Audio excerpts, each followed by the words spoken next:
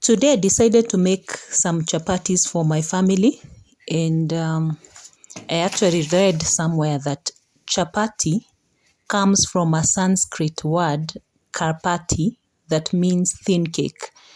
Well, it is good to learn something new every day, and chapati is very popular in India, Asia, East Africa, and the Caribbean. So this is a nice delicacy that we enjoy here in Kenya. So on today's devotional, I was thinking, sometimes in life, you feel like everything is jumping from the frying pan into the fire. We face problems and deep troubles. You feel as if one trouble ends and another one begins. Well, it is not uncommon to feel that way, especially because we are living in very harsh times. In all sense of the word, there is economic hardship and all manner of hardships. So I was reading the book of Joel. Joel is a minor prophet, not very popular. It's a very short book in the Bible. Joel was a minor prophet, and he was thought to have lived between the 9th and 4th century BC. And he lived in the southern kingdom of Judah. He was the son of Pethuel. Actually, that's the only personal information that the Bible reveals about Prophet Joel. So he lived in very interesting times, and he's the one who brought hope and healing at a time where there was a lot of devastation on the land because of locusts and a plague that brought a lot of famine, drought, and economic hardship. Let us look at some of those scriptures from the book of Joel. Joel chapter 1, starting from verse 1, it says, "This is the Lord's message to Joel, the son of Pethuel." And the topic is "The people mourn the destruction of the crops." So pay attention, you older people. Everyone in Judah, listen. Has anything like this ever happened in your time or the time of your ancestors? Tell your children about it. They will tell their children, who will in turn tell the next generation. Swarm after swarm of locusts settled on the crops. What one swarm left, the next swarm devoured. Wake up and weep, you drunkards. Cry, you wine drinkers. The grapes for making new wine has been destroyed. So an army of locusts has attacked our land.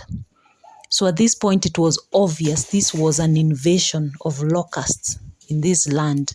And there was nothing like that that had been seen before. And the people were truly, truly devastated. Let's go on and read the next verses. So starting in chapter 2, from verse 12, there was a call to repentance. So it says, "But even now, says the Lord, repent sincerely and return to me with fasting and weeping and mourning. Let your broken heart show your sorrow. Tearing your clothes is not enough. Come back to the Lord your God. He is kind and full of mercy. He is patient and keeps his promise. He is always ready to forgive and not punish. Perhaps the Lord your God will change his mind and bless you with abundant crops. Then you can offer him corn and wine." Oh, here I'm just showing you that I use a special palm oil that I just showed you. It is a blend of palm oil that is very good with chapatis here in Kenya. So if we jump to verse 18 there, we will see God restores fertility to the land. It says, "Then the Lord showed concern for his land. He had mercy on his people. He answered them, 'Now I am going to give you corn and wine and olive oil, and you will be satisfied. Other nations will no longer despise you. I will remove the locust army that came from the north and will drive some of them into the desert. Their front ranks will be driven into the Dead Sea, and their rear ranks into the Mediterranean. Their bodies will stink.'" So we can see there that when you cry to God, when you repent sincerely, not just by tearing of your clothes, as we saw earlier, because the Bible says tearing of your clothes or the outward show of repentance is not important. What's important is to have a broken heart, to be sincere. And everybody knows what it means to be sincere. If you sincerely turn to God and repent of your sins or shortcomings, then God is faithful and just and merciful to restore you, just as He restored His people at this particular point in their lives where there was a lot of devastation. So this is the prophecy and this is the promise. And remember, this story is just like a metaphor for the day of the Lord. It shows how the last days will be, the second coming of God and Jesus Christ. It shows that there will need to be a lot of repentance going on. People will need to turn away from their evil ways for them to be saved and for them to find mercy. And it will be a very, very painful day, the day of the Lord. So as you continue reading there from verse 28, you will see that this story is a metaphor for the second coming of Christ. So let's continue with the last verse. So finally, let us look at verse 25. This is a very powerful promise from God, and many Christians love to quote this one. I also like it as well. So it says, I will give you back what you lost in the years of when swarms of locusts ate your crops. It was I who sent the army against you. This is God admitting that He's the one who sent this calamity. It was I who sent the army against you. Now you will have plenty to eat and be satisfied. You will praise the Lord your God, who has done wonderful things for you. My people will never be despised again. Then, Israel, you will know that I am among you, and that I, the Lord, am your God, and there is no other. My people will never be despised again. Yes, let's end there. Verse 27. So as you can see, this is a very powerful word in this book of Joel of how God operates. Remember, God is the same today, yesterday, and forever. And when it comes to the issue of sins, He's very sensitive about it because He's a holy God. The Bible records that God is holy in a nutshell. So He cannot commune with sin. So as human beings, even in this 21st century, there is no major difference. Sin is sin, and the reaction or the effect of sin is the same. Sin will lead to death. Sin will lead to devastation. And God prescribes that we avoid it. So sometimes as Christians, we tend to overlook this issue, the issue of repentance. And some people may say, what am I repenting about? I live a holy life. I am very consecrated. But you see, as humans, our holiness and our purity is like torn rags. That's what the Bible says. So we have to keep repenting. We have to keep humbling ourselves for sins that you know and sins that you do not know. And let God quicken your spirit. Remember, some of us may be struggling with sins like jealousy, envy, anger, backbiting, gossip. Many women don't know gossiping is actually a sin. Giving false witness. These are lies. People who are just chronic liars and they are not aware. And of course, there are those obvious sins like adultery, even idolatry. Idolatry, worship of other gods. And when we say other gods, we mean maybe you're worshiping money. Maybe 80% of your life is about money.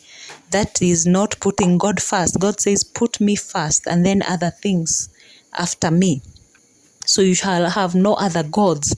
It could be money, it could be your job, it could be your family, anything. So some of these sins we are not even aware of. The things like sexual sins, like fornication, we have adultery, we have prostitution, we have uncleanliness in general. Sometimes we tend to sanitize some sins like fornication in the modern day and package it as if it's not a sin. But the God who is our creator, who's the same today, yesterday, and forever, he regards these things as sins. So we have to search ourselves. Nobody is perfect. But when we come to the Father, repentant and sincere, he is faithful and just to forgive us. And sin is a very huge stumbling block.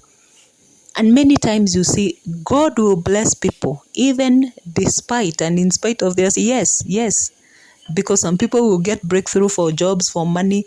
That does not stop God from being who he is. He is a good God. He will provide for your family, even as he waits for you to repent of your sins. So God will not strike you dead just because you have sins. No, he will give you this word and convict you through the Holy Spirit that you turn back to him. And when you do that, you will avoid judgment, like what came to the people of southern Judah in the days of Prophet Joel. You can see he says that he's the one who brought these armies of locusts. This was judgment. When God has sent word and is tired of just warning people, he acts, and he acts in judgment. But as you can see, the story, through the power of repentance, turning back to him sincerely, he is able to revive what is dead in your life. He is able to restore you, whatever area that needs a restoration. It could be that you do not have peace. You have everything, but you don't have peace. You are always finding yourself insecure, jealous, yet you have everything you need. Why don't you have peace? There are people who are even in marriages. You see, they are never settled. They'll never be happy. You need to search your heart and ask yourself, where are you going wrong? What attributes, what sins do you need to repent?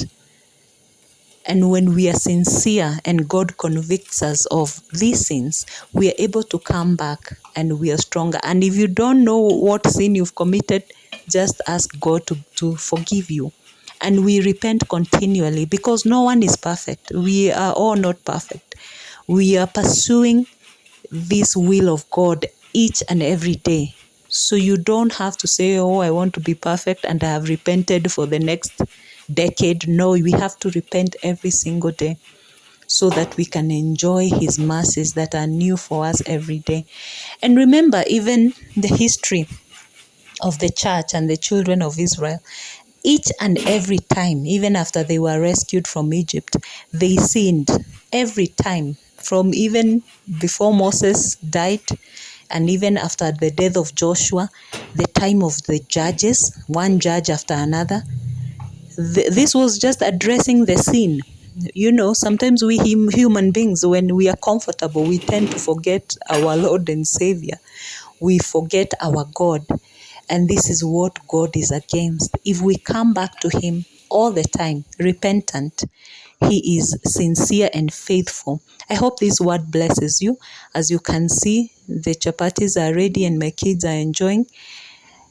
And yes, thank you so much for listening to this devotional. If you have not subscribed and you've not liked this video, please do so.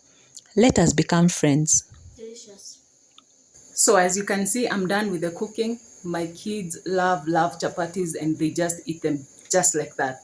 Now, thank you very much for watching this video. If you liked it, please like and subscribe. And you can see I'm wiping a lot of flour. It was a lot of work, around like 1.5 hours of work. And my prayer for you and your family is that you may be whole and well.